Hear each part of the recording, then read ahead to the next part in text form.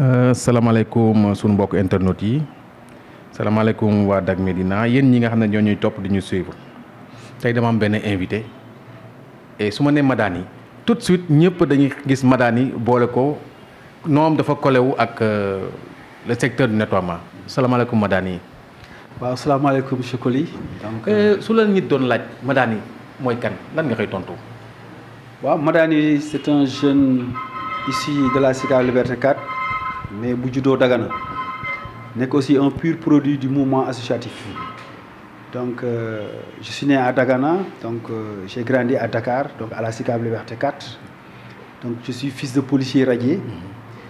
Et aussi bi sama papa jógee Dagana ñëw Dakar donc fa laa defee lépp sama cursus donc maa ngi jàngee école camp Abdou Diassé nekkoon camp Mangin jógee fa dem Askia Mohamed jógee fa dem lycée de la Fosse fa laa amee sama BFM dem lycée Galandou Diouf donc nekk la première promotion bi jàngee lycée Galandou Diouf donc malheureusement ci année blanche bi may def terminale donc ci la cartouché 2 fois donc en dehors de cela j'étais le secrétaire général de l'amicale des jeunes de Liberté 4 membre aussi de l'ex-communauté urbaine de Dakar muy la CAMCUT, la coordination des associations et mouvements de la communauté urbaine de Dakar donc association boobu avec feu dem si yàlla Amakodou Ndiaye Papa Ndiaye moom moo ma dugal ci système nettoiement bi ma nekk ci sensibilisateur nekk ci balayeur nekk ci collecteur nekk ci chef de secteur ba nekk ci le premier inspecteur de nettoiement en 2003.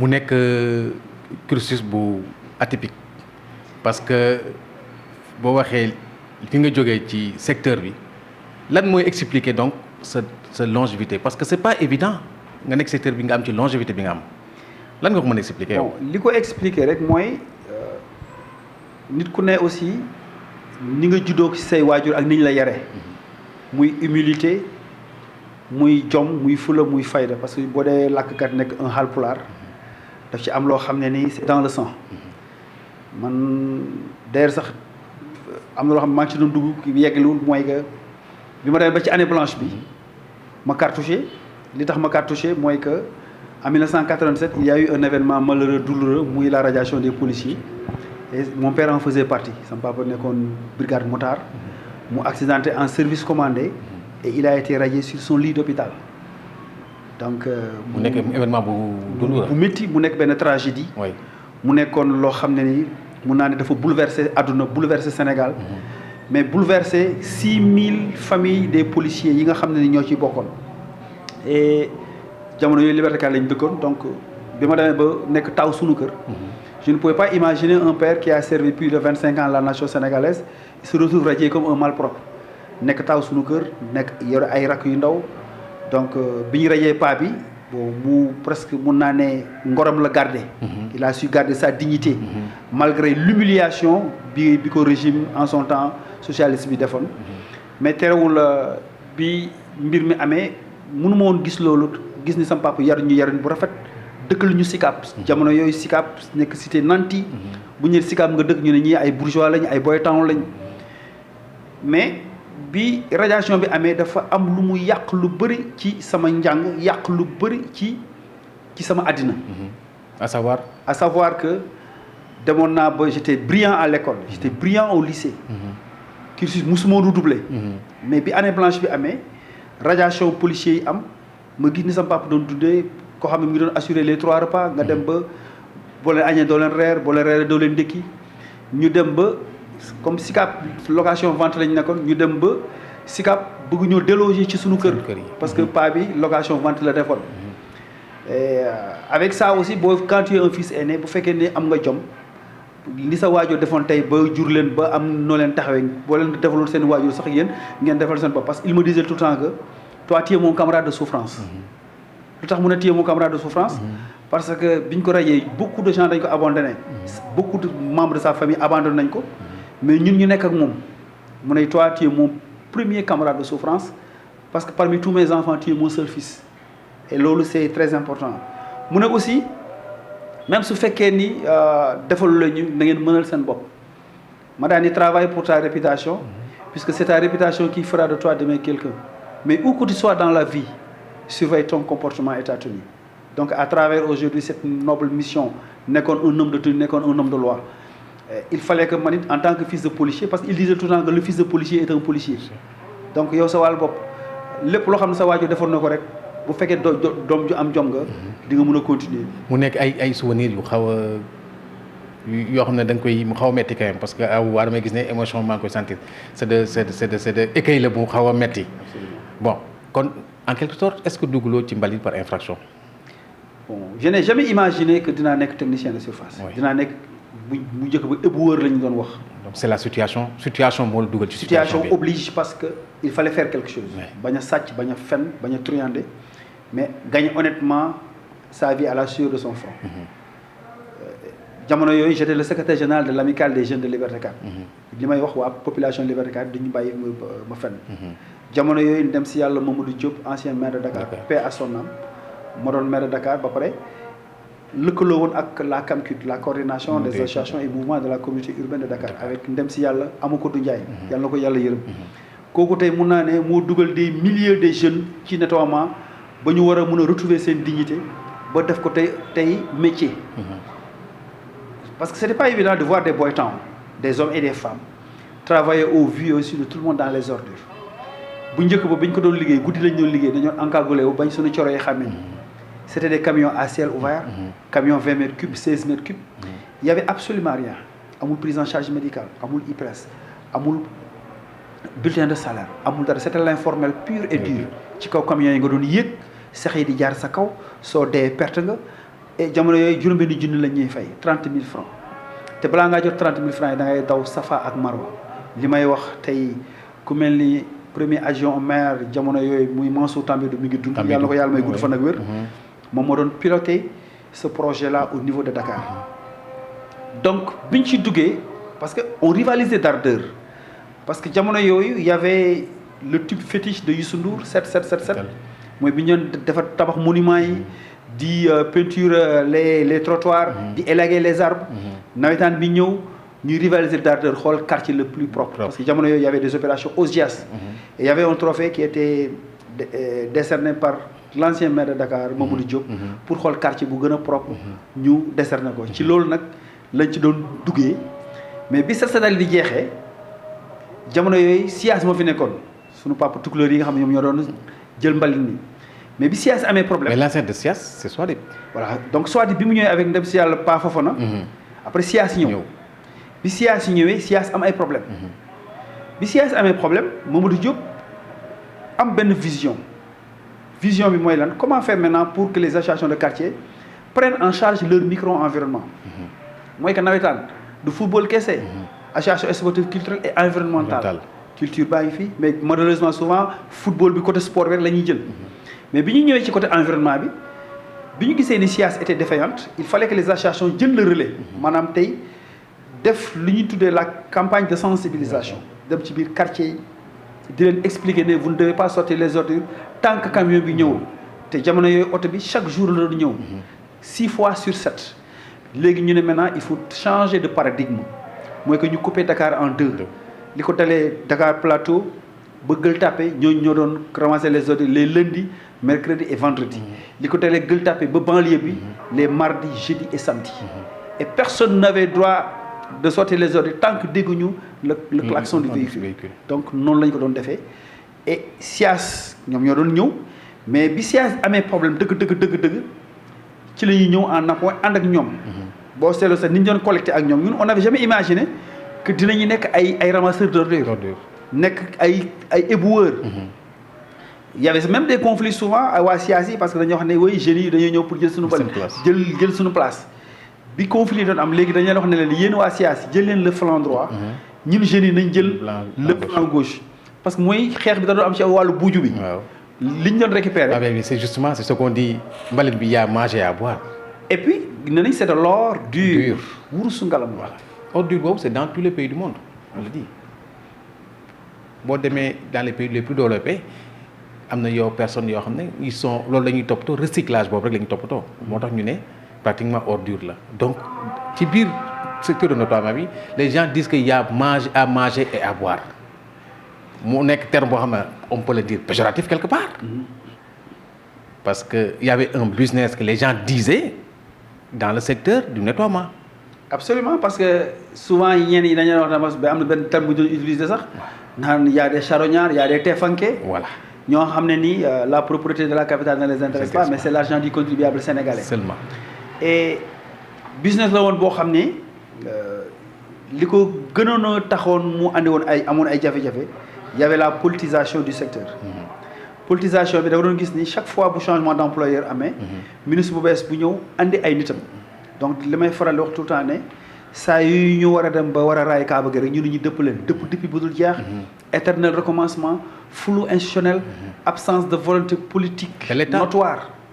L'État aussi am na ci part de responsabilité parce que moo am la mission régalienne fexe ba wut ay infrastructures yi répondre aux normes environnementales fexe ba am un capital humain qualifié fexe ba au moins voter ay lois yi nga xam ne ni moo nekk fi en vigueur. Il y a le code de l'hygiène, il y a le code de l'environnement, il y a le code des collectivités locales, il y a le code qui interdit les sachets plastiques. Mais malheureusement, on a l'impression que ceux qui votent les lois sont ceux-là même qui les transgressent. Parce que ku gis tey la loi sur le plastique bi nga xam ne voté nañ ko mais tey amul ay mesures d'accompagnement. Effectivement, jusqu'à présent il y a des lenteurs. Voilà.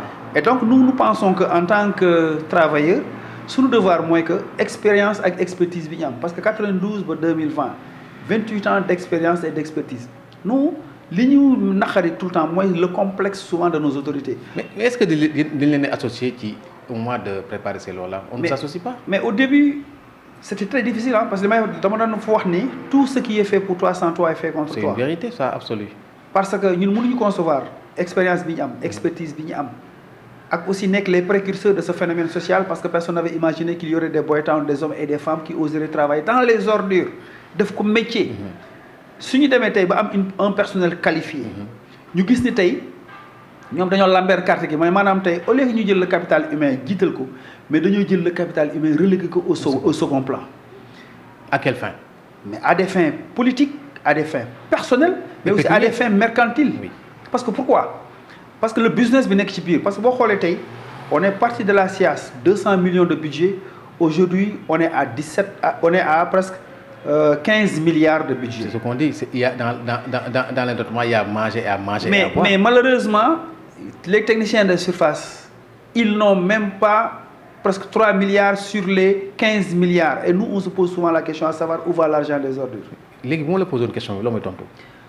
Mais c'est parce que tey il y a une mauvaise clé de répartition parce que tey la clé de répartition bi war a am dëgg mooy le capital humain ñu may leen ay fay leen ay salaire yu am solo yu am maanaam mais tey technicien de surface yi mi ngi jooy technicien de surface yi ils ont des salaires de misère li tax mooy que le processus dafa yàgg et heureusement que si ce n'aurait pas été l'alternance ce serait la catastrophe parce que la première alternance avec le président Abdoulaye Wade c'est lui qui nous a réhabilité ñun dañ koy wax tout le temps nous ne sommes d'aucune obédience politique man qui vous parle je ne suis d'aucune obédience politique ànduma ak opposition ànduma ak gouvernement j'ai une mission de santé et de service public nous travaillons pour les travailleurs mais aussi pour les populations léegi nag mission de santé bi nga xam ne moo fi am bu fekkee ne ñun suñu wàllu bopp gisuñu suñu bopp ci li ñuy liggéey mais foog état bi taxaw parce que tamit ñëpp seetlu woon nañ ne y avait des grèves par-ci par-là des crises cycliques à n'en plus finir. Mais en général grève yi affaire u fay la woon.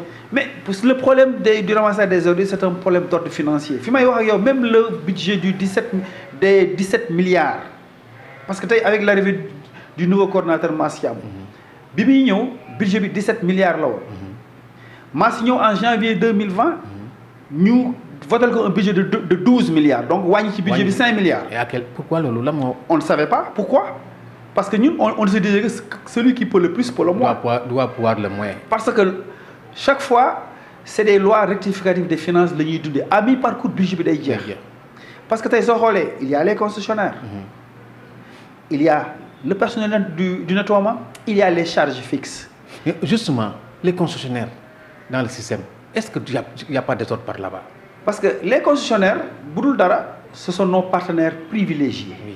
Yàlla moo def xëy na peut-être bon ils ont la part du lion mais yàlla moo def concessionnaire mënul dem sans technicien de surface technicien de surface mënul dem sans concessionnaire. Mais c'est eux qui se sucrent le plus. Mais loolu c'est la faute de l'État. C'est la faute de l'État parce que État moo am la mission régalienne. Mais les concessionnaires ils sont toujours ils font en général. Mais ils font partie de l'autre côté. mais bu dul dara tey man ce que je peux dire des concessionnaires ils ont du mérite. Oui. Vous savez pourquoi ils ont du mérite. Oui. Le mérite qu'ils ont mooy que bi fi société yi fi nekkoon yëpp périclité en commençant par la SOADIP par la SIAS l'AGETIP la communauté urbaine de Dakar Prodac APRODAC Ama Sénégal Veolia Entente Caracas 2 fois UCG 2 fois donc ça a eu problème amee état il fait appel aux nationaux. Et ces nationaux là je dis aujourd'hui ils ont du mérite parce que bu dul dara au moins am na fu ñu féete Sénégal. répondre nañu à un appel. Mais ils ont montré leur patriotisme. Oui. Mais en montrant aussi leur patriotisme, l'État aussi devait savoir que nul n'est aussi plus patriote que les techniciens de surface. Parce que ñoom ñi nga xam ne tey ñooy le maillon le plus essentiel du dispositif. Oui. su fekkee ne par exemple tey sàggane nga technicien de surface yooyu di leen fay ay salaire de misère balaa ñoo fayee ko rek foog Sénégal yëpp yëg ni mbal mi am na problème. Donc il a fallu que dans les années 2000 bi première alternance ñëwee avec le président Ablaye Wade. ci la andi Ama Sénégal embauché 1800 travailleurs. donc les premiers embauchements mi ngi jógee ci moment boobu. ci gouvernement ci jamono Ablaye Wade la ñëw. oui. bi mu fi andee Ama Sénégal parce que daf fi fekkoon ay GIE de quartier. des GIE qui n'existaient que de nom. donc GIE yoo xam ne ay 2500 personnes ñoo ci nekkoon genn wàll gi c'est des travailleurs fictifs qui ne travaillent même pas. à la fin du mois ñu ñëw fayeeku. donc ñi géroon affaire bi ñoo doon sucré en quelque part. donc voilà il y avait une nébuleuse il y avait une gestion gabégique. Ouais. Une gestion boo xam ne ni taf yëngal la woon donc on ne savait même pas à quelle autorité se fier donc il a fallu que l'avènement de l'alternance ñëw avec le président Ablaye Wade et l'ancien maire de Dakar Pape Diop bi ñu ñëwee. ñu assainir le secteur. voilà bi ñu assainir le secteur signé le contrat avec Ama Sénégal mooy bi ñu ko signé avec Alcyon. oui Alcyon. la société Alcyon la société suisse. entre temps Ama Sénégal mooy Amar ñoom ñu racheté les parts. bi Ama Sénégal commencé dawal ba 2000 ñun j'étais en Italie. Et le syndicat que je dirige le syndicat national des travailleurs du nettoiement dem négocier avec l'ancien directeur général de Ama Sénégal Samba Sarr maa ngi koy nuyu au passage c'est lui aujourd'hui qui nous a embauché en un temps record il a embauché 1800 travailleurs ci benn fan. Il a du mérite donc. Non et puis l'histoire retiendra que c'est Samba Sarr à travers Abdoulaye Wade qui nous ont du moins réhabilité parce que jour boobu je me rappelle très bien c'était la première fois directeur général ñëw assister suñu fête 1er mai à l'école Kléber 1er mai 2002. Donc cela veut dire qu'on ne vous a jamais considéré. Jamais considéré bi Samba Sarr ñëwee c'était keroog 1er mai mel tulleeg màlle 1800 travailleurs keroog ci biir école bi fekk demoon naa négocier l'embauche avec Samba Sarr bi ñu demee Italie. Mais Samba Sarr am benn secret bu ma wax mu ne ma daan négocier nañu avec le conseil d'administration de Rome ils sont d'accord à vous embaucher mais je veux que tu gardes l'information pour toi ba mai mu doon surprise pour les travailleurs. J'ai gardé l'information une année. partagé ko kenn. partagé moo ko kenn une année durant ma gardé l'information ba 1er mai jot jamono yooyu j'avais presque 22 ans ak jamono yooyu Samba Sarr ñëw ne ana Madani ma ne ko maa ngi nii mu ñëw. mu ne leen tey la tey les travailleurs ne comprenaient pas parce que souvent bu ñu gisee syndicat xaw a jege. employeur ñu ne c'est des corrompus ñu koy gisee. or que dans le cadre du renforcement du dialogue social ñun ñoo njëkk a instaurer le cadre de dialogue social. muy fexe boobu mu nekk un partenariat gagnant-gagnant. parce que su fekkee da nga nekkoon dans une gestion informelle. nga discuter ak sa njaatige ba mu d'accord ni yow dama lay jëlee vers l'informel yóbbu la vers la formalisation kooku mun naa ne c'est un partenariat gagnant-gagnant. Donc bi mu ñëwee ne bi fi demee Italie daaw dañoo négocier woon ak italiens yi am lu ñu waxtaanee ma daal di amoon lu mu posé woon italiens yi. ba ñuy waxtaanee ba ñuy ñibbi en retour italiens yi d'accord parce que dama ko newoon ne si vous ne cassez pas les GIE de quartier demain les politiques dañ leen fiy jëlee parce que personnel bi tey su fekkee ni tey personnel bi ils sont en sécurité ñooy de servir de bouclier. pour que ëllëg bu état bi naree ci rompre le contrat travailleurs ñooy taxaw nekk les sentinelles de la boîte. loolu ça a fait tilt. parce que GIE yooyu pour faxas leen dafa yomboon bi ñu ñëwee Sarr calculer loolu xam ni li ñu ko wax ni au moins pour sécuriser seen contrat il fallait que les travailleurs soient au devant de la scène. parce que man mun naa def yaramu neen traverser tali bi. mais Samba Sarr mënu ko def. bi ñu ñëwee bi mu ne travailleurs am na loo xam ne surprise la woon te il fallait que tey ñu wax. ma ñëw mun ma taxawal mu ne leen on a négocié l'embauche est-ce que bëgg ngeen ma embaucher leen gars yi na waaw mu leen ba si tey embauché naa leen ñii xëm ñii di jooy ñii suuru añ gars yëkkati ma en triomphe. mais est-ce que du loolu mooy expliquer que ci secteur bi les employés jox la considération bi nga am longévité bi nga am ci secteur bi loolu aussi est-ce que suscité wu ko. vous savez pourquoi parce que on dit que souvent loolu taalibe la doon sëriñam. waaw Olof Ndiaye dafa ne ñun dañoo dem mbappati ji ba doon tey ay promoteur parce que on n'a pas été parachuté parce que chance bi ma am mooy que dama nekk pratiquant j'ai pratiqué. donc jóge ci suuf. dama jóge ci suuf rampé. jusqu'au sommet nekk sensibilisateur nekk collecteur nekk balayeur nekk chef de secteur ba nekk le premier inspecteur du nettoiement en 2003 donc xam naa li xew. le secteur c'est Samba Sarr qui nous a réhabilité def ma inspecteur dama man la nag comme la xar day weesu mbote. léegi nag bu ñu jëlee Madani def ko inspecteur en même temps nekk secrétaire général du syndicat il sera aujourd'hui en mesure de porter haut les revendications des travailleurs donc yàlla def sama yaay yàlla ko yàlla yërëm te yéexuñu da doon wax ci pulaar funti laami ɓuri felli laami muy naxante ba falu moo gën reyante ba falu. donc j'aime bien cette assertion là. voilà funti laami ɓuri felli laami muy naxante ba falu moo gën nga reyante ba falu. benn bi aussi Olof Ndiaye ne mbaam bu yéex te àndaale sëf moo gën fuuf mbaam bu gaaw te àndaale wul dara donc un tien vaut mieux deux tu l'auras. donc yow da nga woon stratégie bien huilée. la stratégie gannaaw yàlla je l'ai eu de par feu Iba Ndiaye Diadji qui nous a inculqué le syndicalisme de rupture un syndicalisme de travail parce que quand il n'y a pas de travail forcément il n'y a pas de syndicat donc ñun suñu slogan moo doon lan le travail d'abord le syndicat après donc les gens ils ne comprenaient pas la nouvelle philosophie bi ñu andi ci mouvement syndical bi parce que nous étions des jeunes fougueux nekkoon au lycée doon diriger ay grève tey xëy duggaat ci beneen secteur ci wàllu nettoiement wane suñu leadership ci nag ci wàllu approche parce que nettoiement c'est une approche inclusive participative et globale donc il fallait changer de paradigme fexe ba ci wàllu technique de négociation il fallait changer aussi comment négocier avec l'employé moo tax les batailles yu bëri souvent da nga koy gagner. macha allah donc loolu li ko waral mooy que j'ai été formé par une ONG bu tudd le REVEC le réseau d'associations bien-être et communautaire. Ils sont à Bentali. Ils m'ont fait premier pour trophée bi ñu ma njëkk a jox bi ñu ma décerné citoyen développeur de l'année li tax mooy que sama syndicat fexe na ba ñu embauché 1800 travailleurs. mu nekk mérite. mu nekk mérite ba pare aussi il n'y avait jamais eu d'IPRES ni de caisse de sécurité sociale ni de prise en charge médicale ni de bancarisation je me suis battu aujourd'hui ba loolu am tey gannaaw yàlla sama syndicat moo ko def. Les travailleurs ont été reconnaissants. Et on dit que souvent la reconnaissance d'une bonne action, c'est de l'avoir accompli. Oui. Ils l'ont accompli, ils ont été reconnaissants, mais ils m'ont considéré parce qu'ils ont dit que ni balaa ñoo jëli yi beneen ñoxor njaay ci àll bi nañ jël ki ne ci ñun. Malheureusement souvent les gens ils préfèrent prendre les gens qui sont dans les pays des Grands Lacs ñëw diriger ñu. Et malheureusement c'est tey moo am ci secteur bi aujourd'hui on a un émiettement du mouvement syndical. Malgré toute cette longévité que vous avez vue machallah barki démb le 15 décembre 2000 ci lañ doon fêter suñu 20e anniversaire.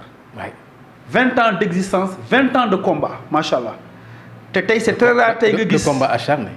te c'est très rare tey nga gis un leader def 20 ans de longévité machallah. Aujourd'hui je ne me glorifie pas de dire que je fais partie de l'un des syndicalistes les plus médiatisés du Sénégal. Pourquoi? Parce que tey changement bi ñu am mooy que on dit que souvent la nature a horreur du vide. Effectivement. Et la meilleure communication c'est d'avoir une très bonne approche. L'approche mooy au moins d'aller vers la base, de connaître les véritables revendications des travailleurs et de les poser devant l'employeur. Est-ce que yow sa chance c'est parce que da nga xam secteur bi ba pare nekkoon ci moo tax ñoom li ñu lay wax day fekk xam nga ko parce que dund nga ko. chance la parce que tey mooy ci wàllu football. Par exemple tey les plus grands entraîneurs ont été des pratiquants.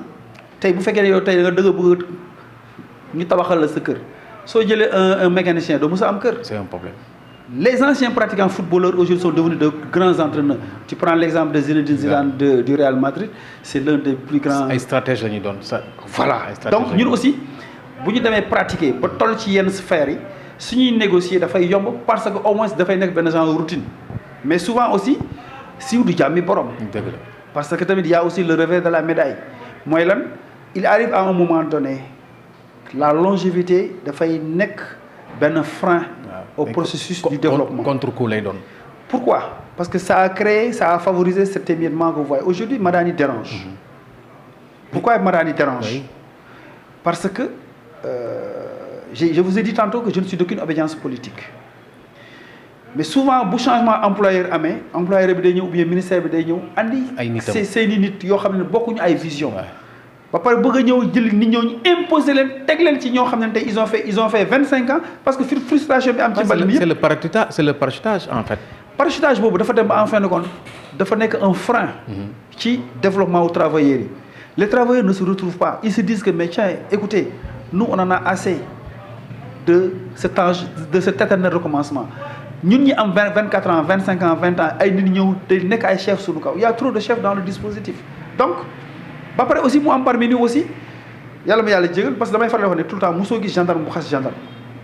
effectivement doo gis policier bu xas policier nettoiement rek ngay gis kuy xas moroomu nettoiement pour lan pour des considérations crypto-personnelles ou bien parce que tey ma daan ni ay une image qui dérange parce que yàlla moo def tey suñu nee PDS ñu ne Ablaye Wade suñu ne Macky Sall ñu ne APR suñu ne nettoiement ñu ne Madani c'est pas Madani seul c'est Madani avec 2600 agents 1600 agents permanents et plus de 1000 agents volontaires donc je pense qu'aujourd'hui peut-être que li ma may chance mooy am naa suma ñaanu waajur benn sama yaay dafa ma doon faral di wax ne ma ci pulaar mooy naan yóbbaade duwaaw ɓuri yóbbaade mbasu lacciri nit su feesee ay ñaan moo gën nga am ñaanu ci xam nga cere moom boo ko tegee ci gi day naaw or que barke du naaw barke dafay des nit mun nañ laa sonal waaye du tere soo amee sa ñaanu waajur da ngay barkeel parce que man bu dul dara sama yaay jour bi ma koy njëkkee ñëw ne ko yaay affaire bi mbalit la damay bàyyi